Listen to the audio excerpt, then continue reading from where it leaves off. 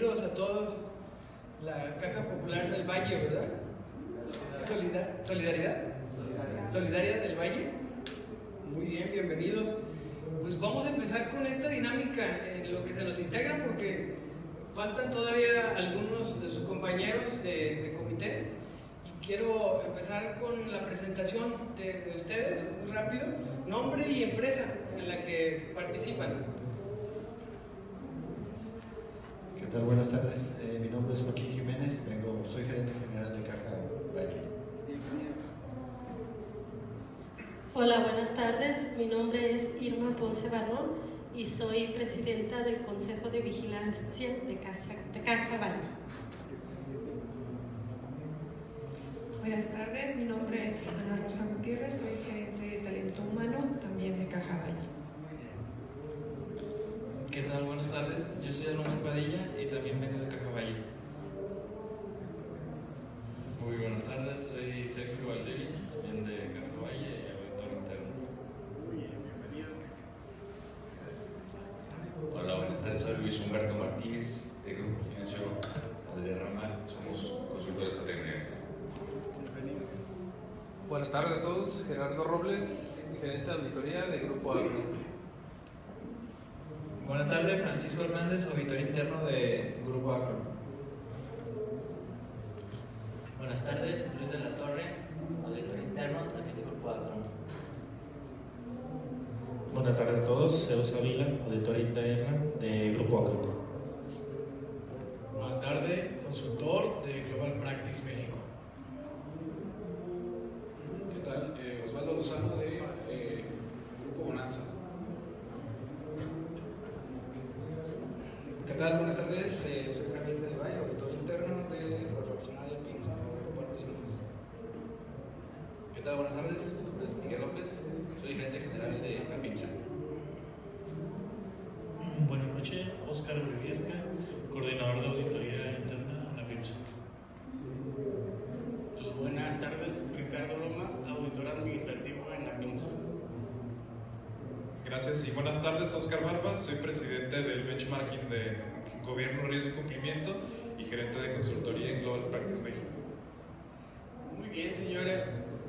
Este ejercicio es importante porque algunos de ustedes nos van a estar acompañando durante las 6 sesiones que vamos a tener en el año en esta comisión de Gobierno, Riesgo y Cumplimiento.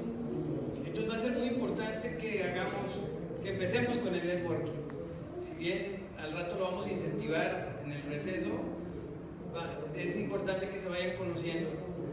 En esta actividad del riesgo, el cumplimiento y sobre todo el de gobierno corporativo, necesitamos tener contactos, necesitamos espejearnos, saber qué estamos haciendo, cómo lo estamos atendiendo para poder mejorar. ¿Sí? Si no nos comparamos, no podemos mejorarlo. Entonces, sí va a ser importante que se vayan conociendo. Se nos van a estar integrando, están registrados otros tantos compañeros, conforme se integren, los iremos presentando también para que se conozcan. Pero bueno, el tema que vamos a poner sobre la mesa el día de hoy tiene que ver con el impacto del Comité de Auditoría en materia de gobierno, cumplimiento y de riesgo y cumplimiento. Y para poder entender el concepto, nos tenemos que ir a entender qué es gobierno corporativo.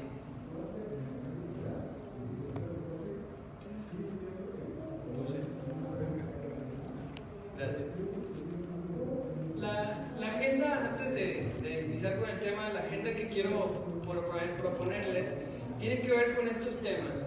Hablaremos de la definición de gobierno corporativo, porque no podemos entender al comité de auditoría sin hablar de gobernanza. Después pondremos sobre la mesa cómo se integra el Consejo de Administración en su deber ser, cómo se estructura, cómo se ve el Consejo de Administración en una estructura formal de la organización, para finalmente entrar a las funciones del Consejo de Administración que tienen que ver con estos grandes temas. Y se acotan, porque decimos que es gobierno con riesgos y cumplimiento. pero el Consejo de Administración es el órgano de gobierno por definición. Entonces, pues vamos a acotar a qué hace el Comité de Apoyo de Auditoría en materia de riesgo y cumplimiento. Y para finalmente enfocarnos a qué estamos haciendo en los comités de auditoría en este sentido y las conclusiones. Estos temas los tenemos que abordar en aproximadamente 1 hora 20 minutos para que después del networking que van a tener en el receso puedan regresar y compartir experiencia, para que puedan enriquecerse con lo que hacen otras empresas que están aquí compartiendo la mesa con ustedes. Y esta es la sesión, ese es el esquema del benchmarking. El concepto de benchmarking es compartir para crecer, ese es nuestro lema. Entonces espero que sea de su utilidad, espero que sientan la confianza entre ustedes para abrir un poquito su experiencia y puedan empezar a espejear de lo que están haciendo y que sean muy receptivos para ver si es algo que pueden tropicalizar o adoptar en sus empresas.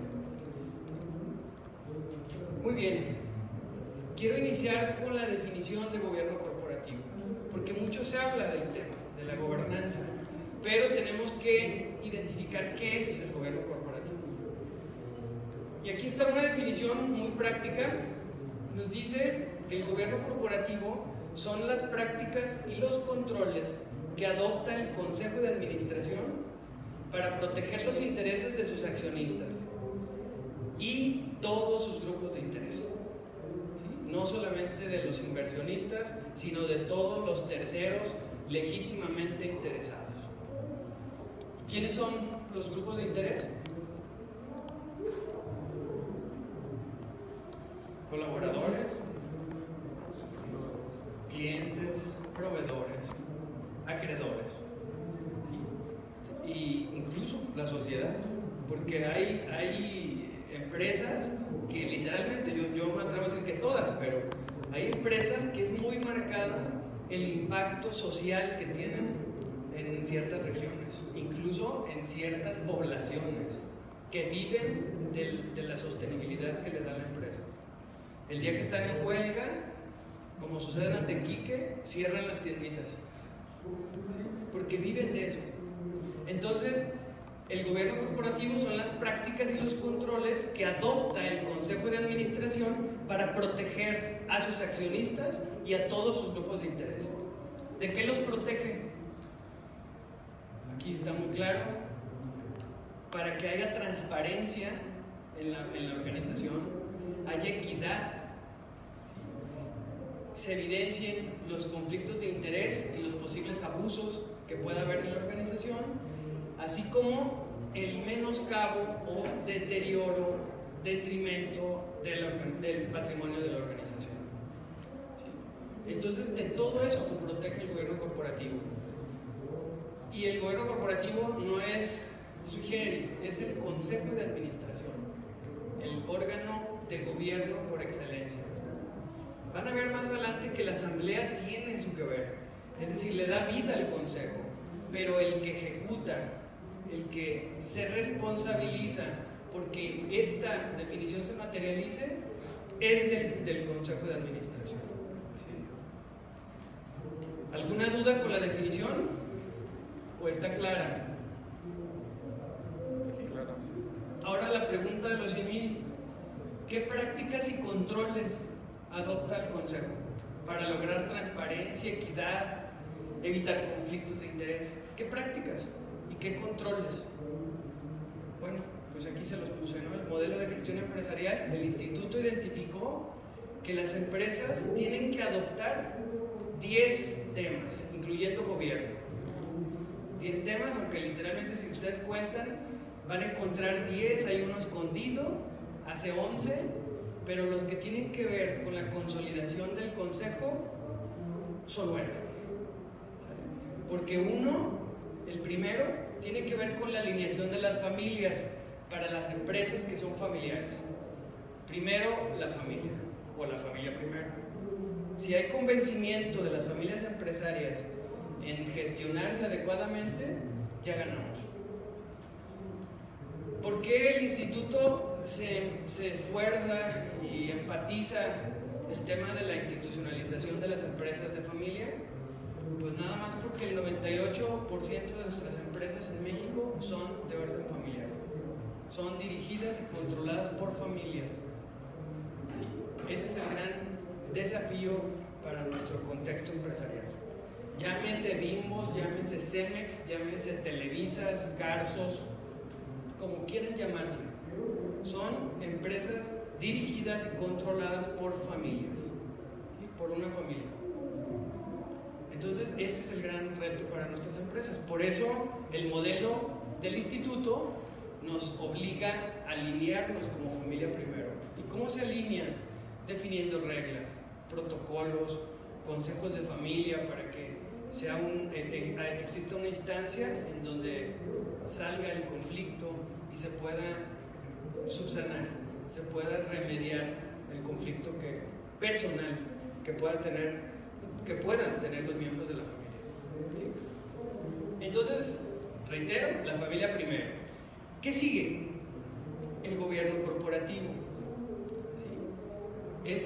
Ese concepto que ya lo definimos hace un rato, que son las prácticas y los controles que adopta el Consejo para evitar conflicto y el detrimento patrimonial. Si lo vemos en positivo, que ayuda al crecimiento de la organización o la consolidación de la organización o el incremento del patrimonio de la organización. ¿Sí? Esos dos conceptos, de acuerdo a nuestro modelo, esas dos prácticas consolidan a una empresa institucional. ¿Sí? Son dos características de la institucionalización. Los 9 elementos que siguen tienen que ver con la profesionalización de la organización. Y ahí ya se encajan las prácticas y los controles que adopta el Consejo de Administración para lograr o garantizar la transparencia, la equidad y evitar el conflicto. Y los vamos a explicar esos 9 elementos, ¿sí? Esas 9 prácticas y controles. Espero que les haga sentido, ¿no? Y si no les hace sentido alguna, van preparando su planteamiento porque va a ser momento de exponerlo. Lo primero, la primera práctica que tiene que fomentar el Consejo es consolidar su filosofía corporativa, su visión, su misión, sus valores, su código de ética y que exista un sistema de denuncia. Si eso se da, estamos hablando de una empresa con una filosofía corporativa adecuada o una organización con una filosofía adecuada. No es letra muerta. Antes se pensaba que la visión y misión no tenía impacto. Hoy, después de tanto estudio relacionado con el capital humano, nos damos cuenta que si la visión no es inspiradora, los colaboradores pueden no moverse, no se suman a la causa, no se suman a la misión o al objeto misional de la organización. Entonces la filosofía tiene que ser muy poderosa para que contagie a todos los colaboradores a levantarse a trabajar las 8, 9, 10 o 12 horas al día. ¿Sí? La otra práctica tiene que ver con la dirección estratégica, es decir, el rumbo. La empresa tiene que tener un plan estratégico totalmente soportado y comunicado y además gestionado. Porque hay empresas que sí, se reúnen una vez al año, hacen el plan estratégico, pero no lo miden, no lo vuelven a tocar. Y los objetivos estratégicos se tienen que estar midiendo cada 15, cada mes. Pero tenemos que garantizar que el rumbo está claro, que sí podemos tener la certeza de que vamos a llegar. La otra práctica tiene que ver con la administración de los riesgos. ¿Sí? Las empresas viven inmersas en un ambiente de riesgos constante. El éxito de una empresa va a ser qué tan rápido los identifica y los administra. Ahí viene el éxito, porque no los puede erradicar. Los riesgos no existen por falta de control, es mentira. El riesgo existe por sí solo.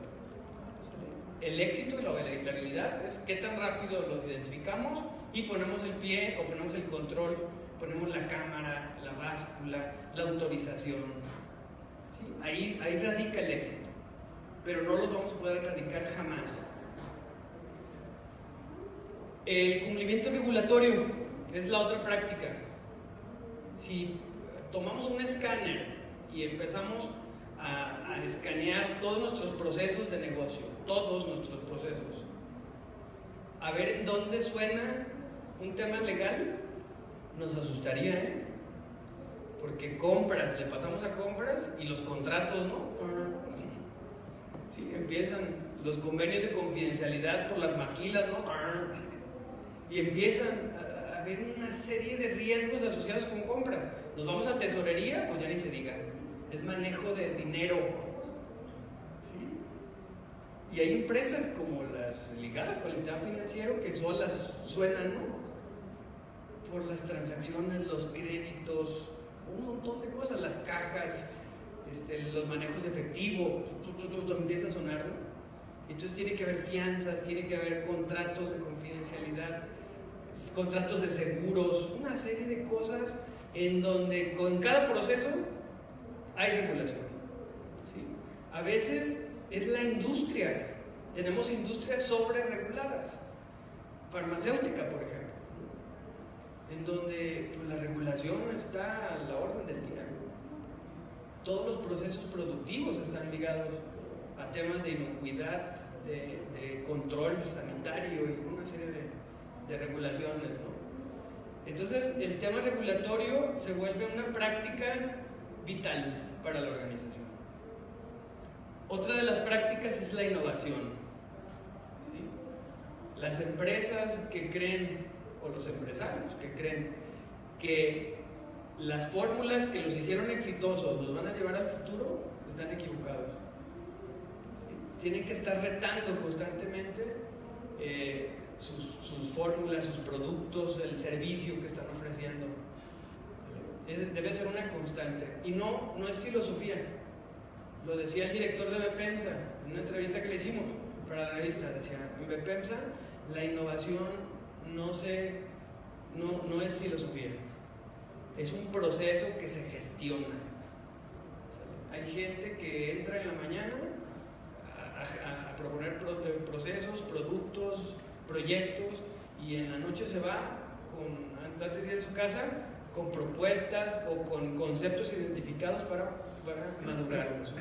Para ahora sí analizar los retornos de la inversión y qué implica aterrizar el proyecto, ¿no? Entonces no es filosofía, no tiene que ver con la filosofía corporativa, tiene que ver con un proceso más de innovación, porque no es nada más proponer productos nuevos, es mejorar el servicio, porque si el cliente me reconoce ese servicio y prefiere quedarse conmigo, ya innovamos.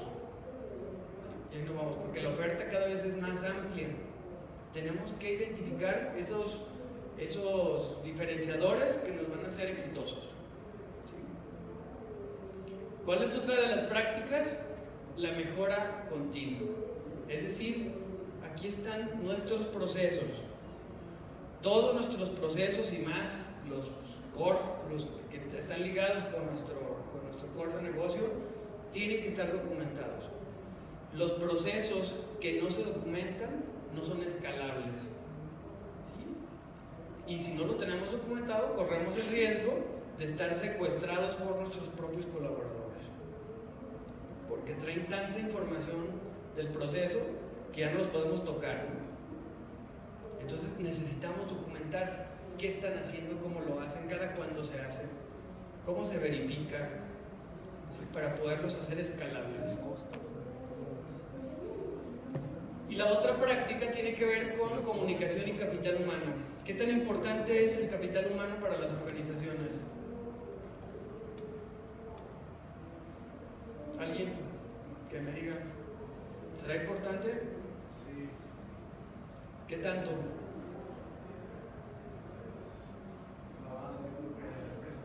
La base. Y hay un dato curioso. Es importante, pero los capacitamos muy poco. ¿Sí? Los remuneramos no tan bien. traemos grandes pendientes en la agenda con el capital humano. No los desarrollamos, no los escuchamos a veces. Por eso también va ligado, es capital humano y comunicación. Y todavía lo presumen en la empresa, ¿no? Es que Radio Pasillo dice, ¿no? Le damos un peso al Radio Pasillo. Y el Radio Pasillo no debe existir, deben de haber canales de comunicación abiertos entre todos los colaboradores. La empresa es lo mismo que personas. ¿Sí? Hay modelos de negocio, hay modelos en los que es un modelo exitosísimo, empresas con mucho potencial, con mucho crecimiento, pero los colaboradores así de chiquitos, porque tienen 20 años trabajando con nosotros, 25 años sin capacitarse, pero empoderados, porque es gente muy leal, no muy capaz, es gente muy leal, muy fiel a la empresa, ¿sí? No precisamente capacitada, no precisamente alineada a los cambios que estamos viviendo en tecnología, ¿sale? Sobre todo en tecnología, ¿sí? Porque es gente que va en contra de los sistemas, de la automatización, es gente que se vuelve un freno, ¿sí? Para la organización. Entonces tenemos que apuntalar el crecimiento en el desarrollo organizacional, ¿sí? ¿Qué otro tema tenemos? Las tecnologías. ¿Qué tan importante es para una empresa como la de ustedes la tecnología? Fundamental, vital, vital, para todas, porque acá tenemos a los señores industriales, otros industriales, Prisa, todos los procesos industrializados sin sistema, como lo decimos en ventas, no hay paraíso.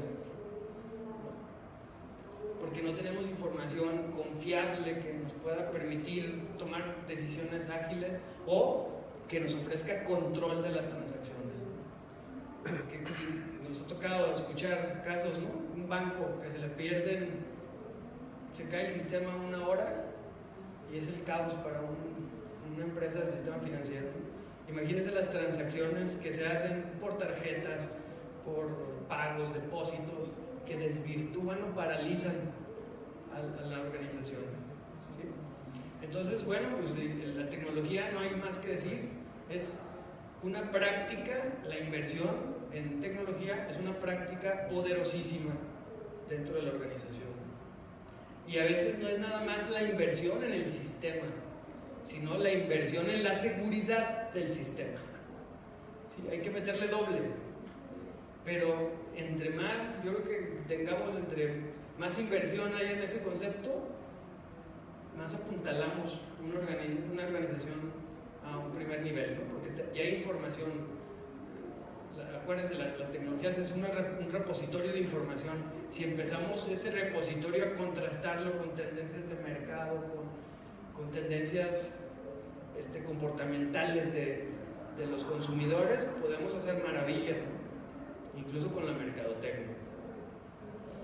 Y finalmente está la supervisión y el monitoreo en el modelo. Esto sobre la base que orden dada, no supervisada, ¿a dónde se va? Algo lejos. ¿Sí? Entonces, aquí tiene que ver la función de auditoría interna en las organizaciones. Es la base. Si no hay una actividad objetiva, ¿sí? Monitoreando las transacciones, las operaciones, no vamos a dormir tranquilos. ¿Sale? Escuchaba al expresidente del comité de auditoría de un banco muy importante que decía que cuando dimensionó cuál era su responsabilidad como comité de auditoría o de vigilancia, decía, ya dejé de dormir, no dormía, porque yo no sé qué se puede hacer en una sucursal de las 2.800 que hay en el país. La verdad, me daba miedo eso, porque el control dependía, el buen funcionamiento del banco, de alguna manera, dependía de que yo lo detectara si había una falla de manera oportuna como presidente del comité. Entonces, se me empezó a quitar el sueño, se me iba el sueño, Dice, hasta que descubrí al departamento de auditoría del banco.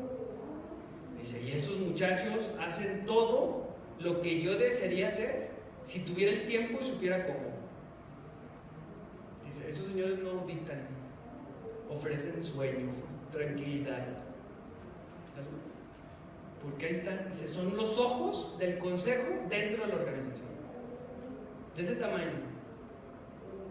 De ese tamaño. Desde entonces dejé de ser auditor interno y me volví vendedor de sueño.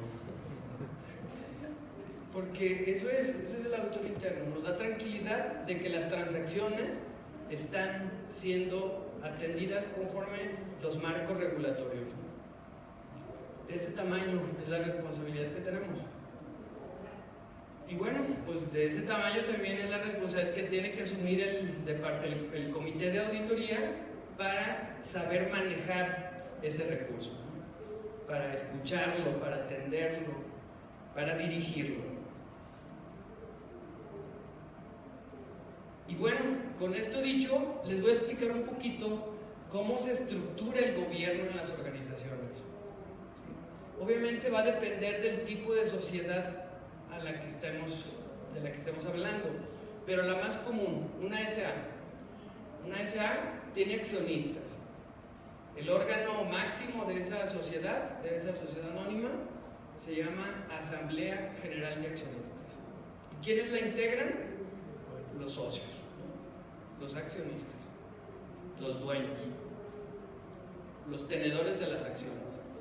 Y en este caso, nomás por ponerles un ejemplo, ponía a unos papás con 3 hijos. Ellos son los accionistas. Si estamos hablando de una asociación civil, una AC, pues tenemos que no son accionistas, son asociados. Es una asamblea general de asociados. ¿Quiénes son esos señores? Pues los dueños de las partes sociales. Entonces ellos, la asamblea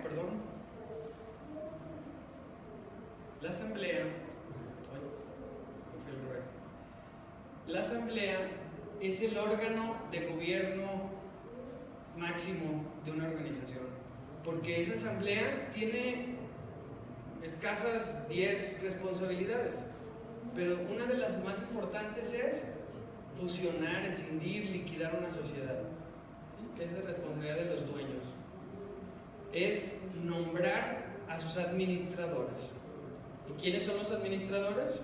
Sus consejeros, los miembros del consejo de administración.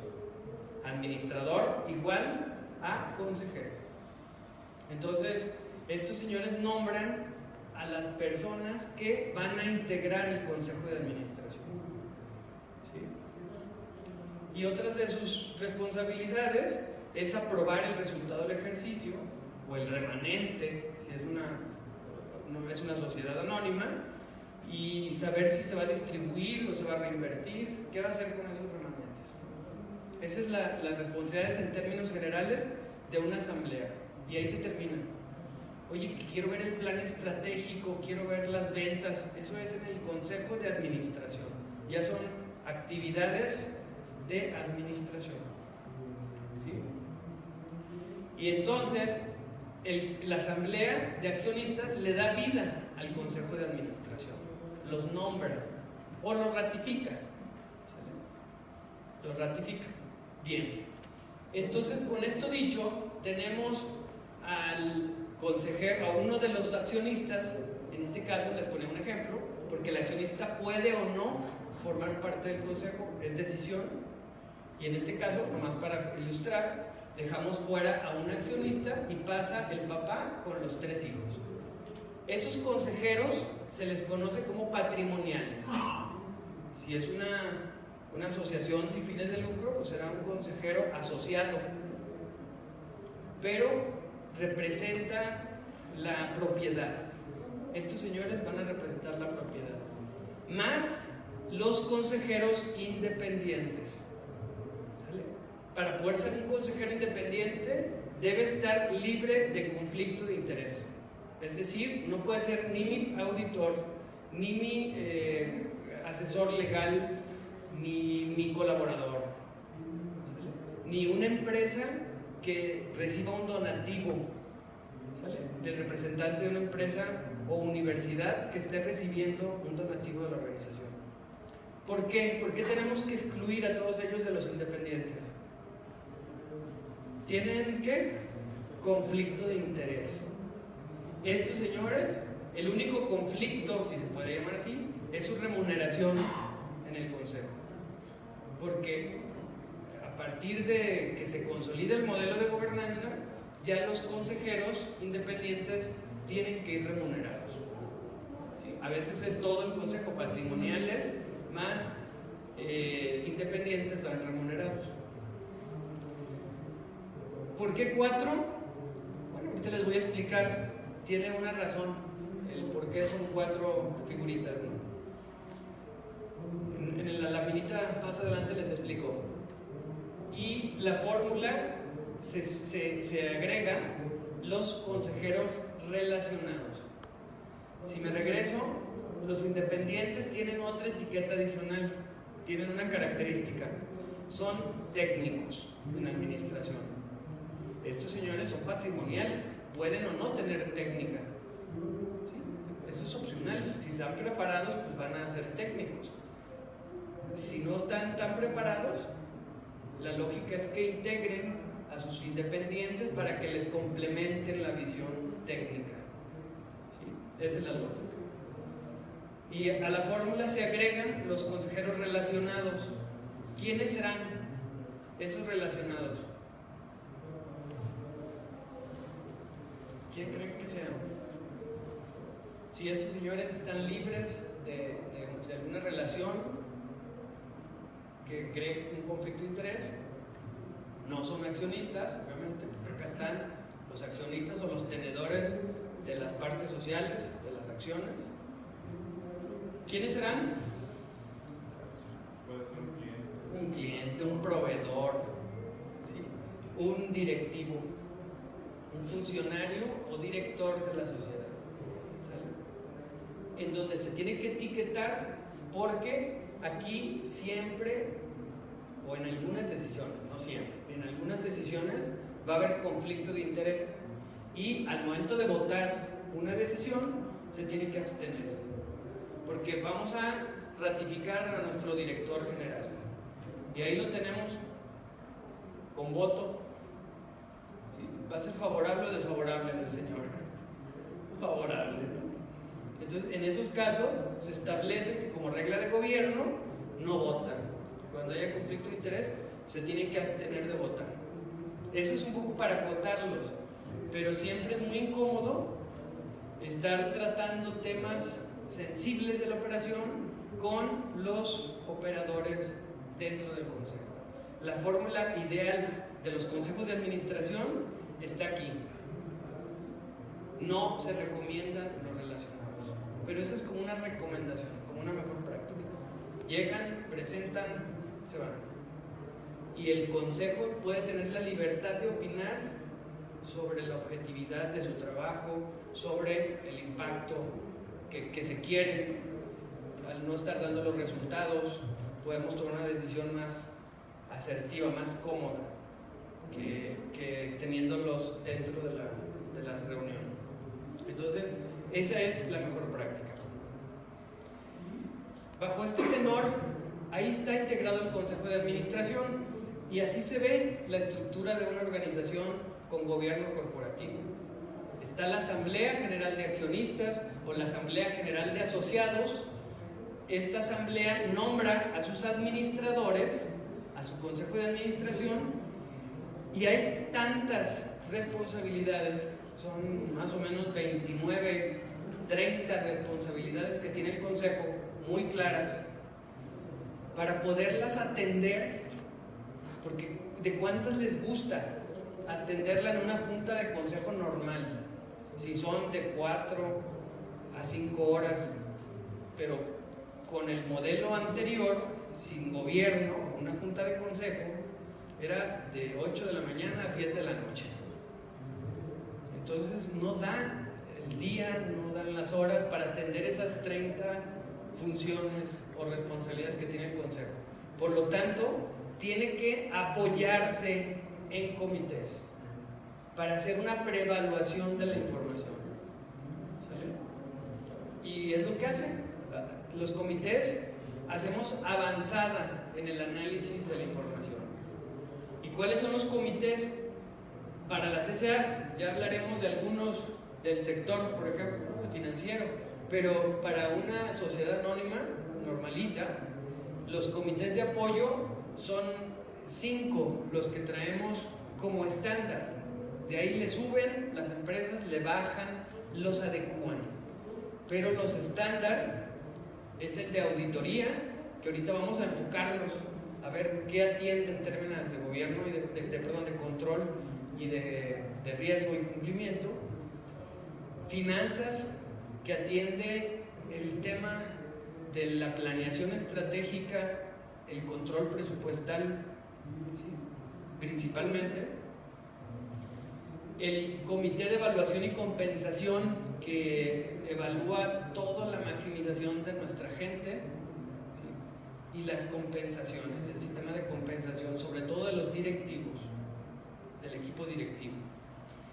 Este es un comité nuevo que acaba de proponer nuestro Consejo Coordinador Empresarial en la modificación, la última que tuvimos en septiembre de este año, del año pasado, perdón, del 2018, en donde nos están proponiendo un comité de riesgos y cumplimiento. Hasta antes de esta nueva propuesta que nos hace el Consejo Coordinador Empresarial, esa función la hacía auditoría.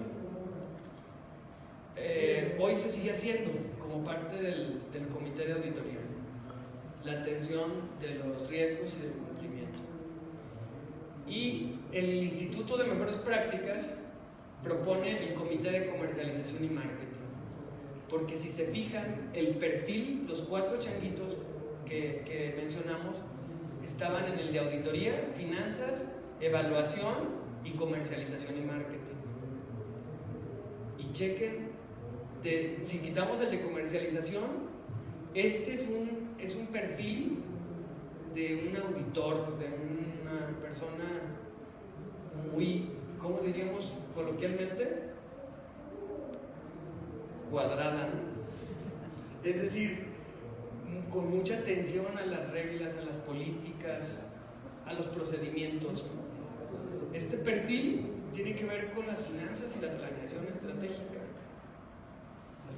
Este perfil con la gente. ¿Y dónde está el comercial? El que tiene que potenciar las ventas. Porque también hay técnica, es técnica. Hace unos días me decía la señora del acero: don Ángel, le encargo chamba para mi hijo. Ah, claro que sí, señora. ¿Y a qué se dedica su hijo? No, nada, ni estudió. Dice, pero no se preocupe, aunque sea de vendedor. Dice, no pasa nada. Y esa es la percepción que trae nuestro entorno. El que no le va bien en la vida termina de vendedor, siendo que es el alma de las organizaciones. Y hay técnica, hay carreras, por eso se estudia comercialización, marketing, ¿no? Yo creo que lo más técnico que hay en una organización, porque vender es el gran desafío de nuestras empresas, ¿sí? Entonces, bueno, esos son los perfiles que debemos de tener. En el sistema financiero, obviamente se potencializa el comité de riesgos, ¿sí? Porque se enfoca en los riesgos financieros, se potencializan otros comités que tienen que ver con el cumplimiento, ¿sí? Y el de crédito, muy importante, ¿no? Porque es el core del sistema financiero. Pero dependiendo de la industria, ya hay ciertos comités que por las propias regulaciones están propuestos. El de vigilancia, por ejemplo, se equipara al de auditoría, ¿sí? Aunque la ley nos establece claramente qué hace el comité de vigilancia, pero al final en esencia se cruza con el de auditoría. Incluso en la Ley General de Sociedades Mercantiles se prevé una figura que se llama comisario, y es el vigilante de la organización, ¿sale? Es el guardián. Incluso en algunas es el mismo, el auditor es el comisario. Lo único es que la asamblea de accionistas solamente puede aprobar el resultado con el informe del comisario, ¿sale? No con el del auditor. Entonces, una vez que emiten su dictamen financiero, luego emiten el informe del comisario, ¿no? Bueno, la ley del mercado de valores ya vio que eso era tan innecesario que desaparece en la ley del mercado de valores la figura del comisario y las funciones y responsabilidades las asume el comité de auditoría. Entonces, la ley del mercado de valores potencia este comité de apoyo, pero al final son comités de apoyo del consejo para hacer preevaluación. ¿Qué tantos queremos? Pues es decisión de la organización. ¿Qué tanto quieren potenciar la técnica de administración? Esa es una decisión que deben de tomar. Si integran a un solo comité, a dos, a los 4, a los 5. Hay empresas que quieren un comité de nuevos proyectos, ¿no? Para que evalúe esos proyectos de innovación, los analice y los implemente. Pero eso va a depender de la organización o la asociación. Por ejemplo, las asociaciones sin fines de lucro visualizamos 3 comités. Obviamente el de auditoría, porque una asociación civil tiene que transparentar la eficiencia de los recursos y el origen de esos recursos, ¿no? Porque se está prestando a temas de lavado o de evasión, que se vincula con el lavado. Entonces, el de auditoría fundamental. El de finanzas y el de evaluación se fusionan y se crea uno que se llama desarrollo institucional, ¿vale? Que cuida y ayuda a que la asociación civil tenga estrategia, tenga sostenibilidad, ¿sí? Y el otro comité tiene que ver con el de impacto social. Ese es el alma de la asociación, porque cuida los voluntarios, cuida el impacto a los niños que estamos protegiendo, ¿no? Si somos un orfelinato, valida que estén bien alimentados y no los estamos alimentando con papas frías, ¿no? Entonces, valida el impacto, ¿sí?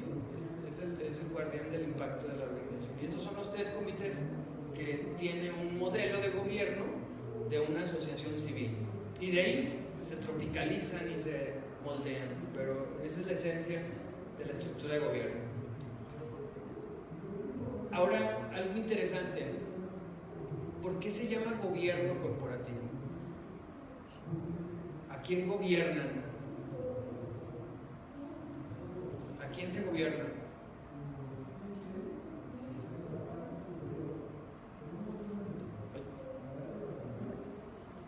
Al director general y el equipo. También hacia arriba, para que entre accionistas no metan la mano a la caja, ¿no? Porque el riesgo puede venir desde los propios accionistas. Pero es el órgano que cuida a los accionistas y al equipo directivo, gobierna al equipo directivo. Por eso se llama gobierno corporativo. ¿Sí? Y aquí vemos otra monería en el que el comité de ética, que tiene que ver con el sistema de denuncia que se está promoviendo en las empresas, se vincule con el comité de auditoría y con el auditor interno, porque el comité de ética integra a personal de la organización. Por ejemplo, eso va a ser un tema interesante que se compartan. ¿Quiénes integran los comités de ética en sus organizaciones? Porque la mejor práctica es que lo integre el área de recursos humanos, porque trata gente, trata seres humanos, el área jurídica, porque en algunas violaciones son graves, son incluso demandables, son fraudulentas, son robos, ¿sí? Tiene que ser el área legal. Y obviamente la otra área que nunca debe faltar es la de auditoría interna, porque cualquier asunto que se trate ahí tiene que ser o generarse una revisión especial de auditoría. Y a veces son tan sensibles que se tienen que tercerizar a firmas especializadas en auditoría forense. ¿Sí? Entonces, pues ya va a depender de la gravedad de la denuncia, se decide si lo hace el auditor interno o se terceriza. pero por lo menos el auditor tiene que estar presente. Y también como buena práctica, si no la tenemos tercerizada la línea, es que el departamento de auditoría maneje la administración de la línea, si no la tenemos tercerizada. Entonces, bueno, pues esa es otra adecuación que ya se pinta en la estructura de gobierno corporativo, porque es fundamental. Cualquier denuncia sensible tiene que ser informada de inmediato al comité de auditoría, y el comité de auditoría va a ser el encargado de dar la instrucción si se hace o no la investigación. Como comité de ética no se puede instrumentar porque son los propios operadores los que están integrando el comité de ética. Se pide la autorización al comité de auditoría. ¿Dudas hasta aquí, señores? Porque después vienen las preguntas. ¿Todo entendido? Bueno, más les vale, si no les voy a ir mal en el examen. Ahora sí, con estos conceptos sobre la mesa, quisiera ahora sí puntualizar cuáles son las funciones que tiene el Consejo de Administración en el tratamiento de los riesgos y control. En la siguiente lámina hablaremos del cumplimiento. La primera responsabilidad que tiene el Consejo es asegurar que la sociedad emita el código de ética. ¿Por qué lo ponemos como número 1? El código de ética. ¿Qué tiene que ver con riesgo y control? ¿Por qué, Nacho? Pues es el marco de integridad para es el marco de actuación. Ahí nos define qué es conflicto de interés, porque hay compradores que ni idea tienen, ¿no? Que el conflicto de interés es cuando anteponemos un beneficio personal sobre los intereses de la organización.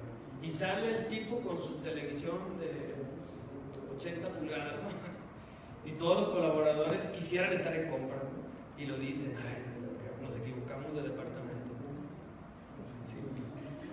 Entonces no dimensionan que eso se llama conflicto de interés y que deberían de estar prohibidos los regalos.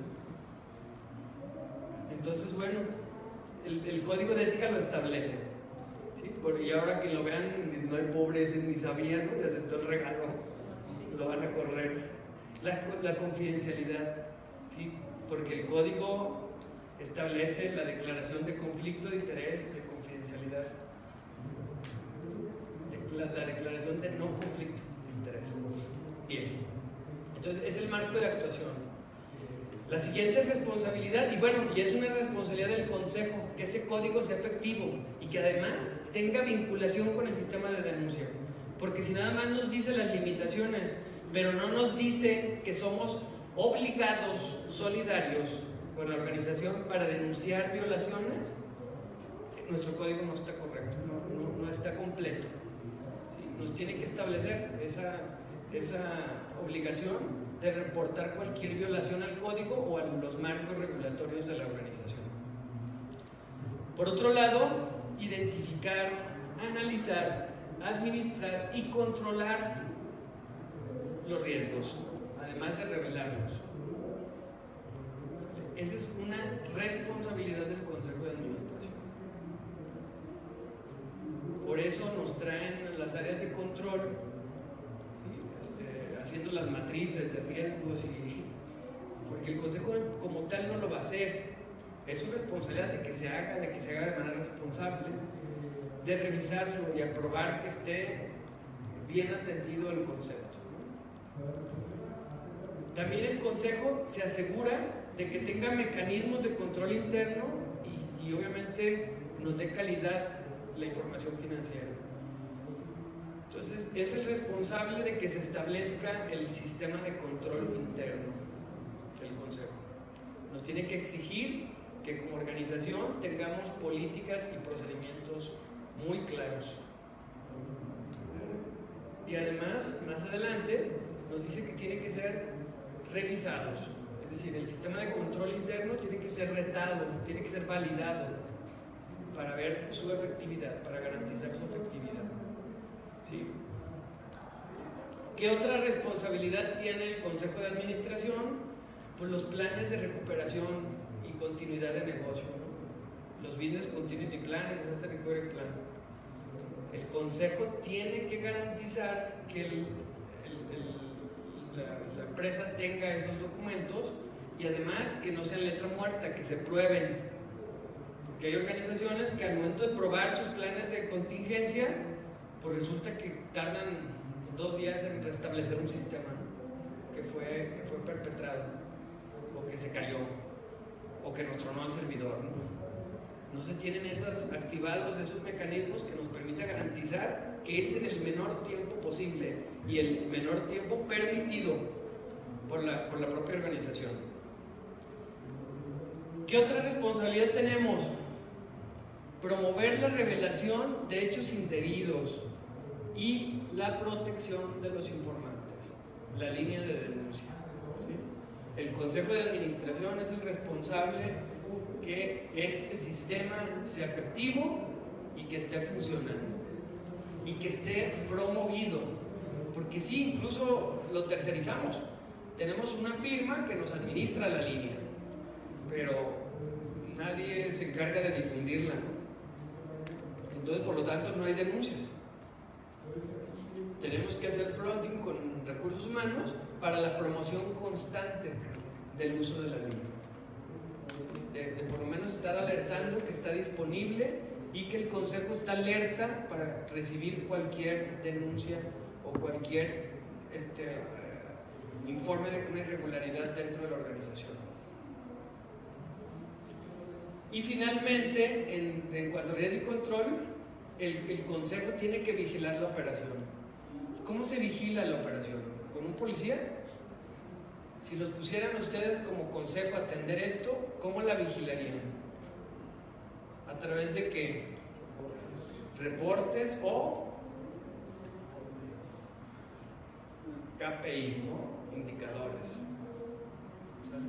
Porque es como ustedes se meten en la cabina del avión, ¿sí? Del piloto, y tiene el montón de tacómetros e indicadores, ¿no? Que nos permiten saber si vamos bien o mejor no despegamos, ¿no? ¿Sí? Donde nos mide la velocidad, la gasolina, el combustóleo, ¿no? Nos mide presión, hay cosas vitales para que funcione como relojito y tener transportar a la gente con seguridad, ¿sí? Lo mismo los consejeros están transportando, ¿sí? A veces 100 familias, no empleados, porque les preguntas y cuántas personas dependen de la empresa y te dicen somos 100, nada más 100. No, pues son 100 familias. Son 100 familias y no sé si de 3 cada una. Estamos hablando de 300 personas que dependen de las buenas o malas decisiones. Si no somos responsables como consejeros de medir, de tomar la presión y de tener esos KPIs que permitan saber si hay continuidad en ese negocio, no tenemos que ser consejeros. Si no hay esa capacidad de identificar por dónde tenemos que garantizar el éxito de la organización. No por bien de los accionistas o de los socios, por bien de la sociedad. Hay un bien común, hay un implícito. 300 personas dependen de las buenas o las malas decisiones que tome un consejo de administración. Bien, ¿qué más tenemos? Ahora sí, cumplimiento. ¿Qué hace el consejo en materia de cumplimiento? Bueno, pues la primera responsabilidad es que como consejo tenemos que garantizar que se cumpla con todas las disposiciones legales y normativas a las que está expuesta la organización. Y empiecen a pensar, ¿no? Contractuales, laborales, a veces en materia de exportación, de importación o aduanal. Y ahí nos vamos, ¿sí? En diferentes, hasta a llegar al punto de hasta los derechos de nuestras marcas, la propiedad industrial. o intelectual, si estamos hablando de obra, ¿no? Entonces, hay un número de regulaciones que el Consejo tiene que garantizar, ahorita vamos a ver cómo, se están cumpliendo, ¿sale?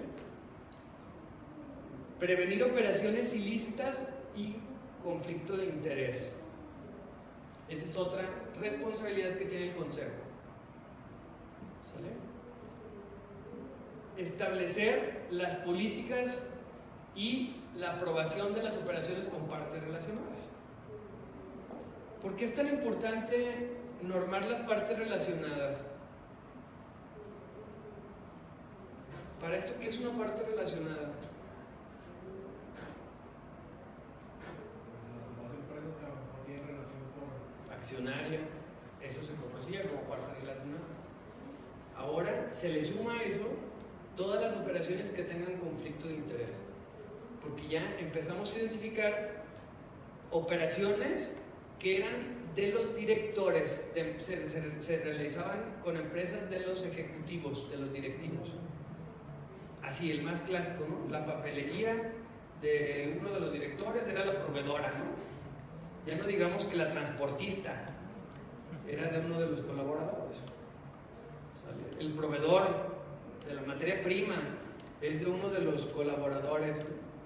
Entonces, esas son partes relacionadas. Se tienen que revelar y se tienen que autorizar. Primero, la organización tiene que saber, el Consejo tiene que definir su postura. ¿Se permiten o no? Y una vez que lo define, establece la política. ¿Sabe? Sobre qué condiciones se realizan. O la política va a ser, no se pueden realizar operaciones con partes relacionadas. Porque a la hora que permitimos, se abre la caja de Pandora. ¿Sale? Vamos a estar teniendo que revisar todas estas operaciones para ver que se realicen bajo las mismas condiciones que los terceros. Y eso nos vuelve burocrático un proceso. ¿Y qué otro tema? Finalmente, por lo menos tiene que realizar una auditoría legal al año. Ese escaneo, ¿no? Por un tercero, o que el auditor interno lo realice. Nada más hay un tema de competencia legal en la mayoría de los casos. Entonces, por lo general, se apoya a uno de un tercero, el Consejo contrata a una firma para que venga a hacer ese diagnóstico o esa auditoría legal para que nos dé seguridad razonable del cumplimiento con el marco legal y normativo. ¿Sí? Y ahora sí, a manera de cierre, ¿cómo en específico el Comité de Auditoría, ese órgano de apoyo del Consejo de Administración, ataca o nos ayuda a solventar el tema de riesgo y cumplimiento? Riesgo y control, perdón. ¿Cómo en específico? Pues obviamente el Consejo revisa el código, ¿no? Y emite su opinión. Una tarea del Comité de Auditoría es revisar que esté bien alineado el código al sistema de denuncia. Esa sería, ¿no?, una tarea del Comité de Auditoría. Porque como consejo no vamos a hacerlo todos. Un consejo se integra de 3 a 15 consejeros. ¿Sí? Entonces un comité es de 3 a 7. Es un grupo manejable, es un grupo de trabajo, ¿sale? Un grupo técnico que va a preevaluar toda esa información. Entonces aquí estamos revisando el código. La administración de los riesgos, ¿cómo la tenemos que hacer? Como comité de auditoría, ¿se la delegamos a quién? ¿Quién la hace? A veces el auditor interno, a veces ya tenemos empresas del sistema financiero que tienen un gerente de riesgos, ¿no? Muy bien, las empresas en Estados Unidos tienden a tener el Chief Risk Officer, ¿no?, que es el director de riesgos. ¿Sale? Pues esta persona tiene que ser, pero cuando nos va bien en México, el auditor interno termina haciendo las matrices de los riesgos, y está bien, lo sabemos hacer. ¿Sale? Pero el Consejo se tiene que comprometer a revisarlo, ¿sale?, para que nos termine de complementar la visión. Y ya una vez que tenemos esas matrices de riesgo, obviamente el Consejo detona los proyectos de documentar políticas y procedimientos, ¿no? Porque una vez que tenemos los riesgos evidentes, tenemos que responder a ellos. Entonces tiene que haber un programa de políticas y procedimientos, ¿sale? Para garantizar que esos riesgos están administrados con cámaras, básculas, autorizaciones, contratos, fianzas, seguros, lo que se les ocurra, alfileres, subsidio invisible, lo que quieran, pero tiene que haber una respuesta al riesgo. ¿Qué más debe haber aquí? Pues una matriz de actividades vulnerables que tienen que ser monitoreadas constantemente por el Departamento de Auditoría, independientemente de su plan anual. En Auditoría Interna tenemos un plan anual de auditoría y podemos tener procesos clave que tienen que ser monitoreados con mayor recurrencia. Deben de ser los menos, ¿no? Porque el control no debe depender del auditor interno. Cuando depende el control del auditor, ya le perdimos la objetividad. ¿Sale? ¿Qué otro tema? Asegurar que se tengan mecanismos de control interno de calidad de información. Pues claro, ¿auditoría interna es un mecanismo de control? Claro que sí. El propio Departamento de Auditoría.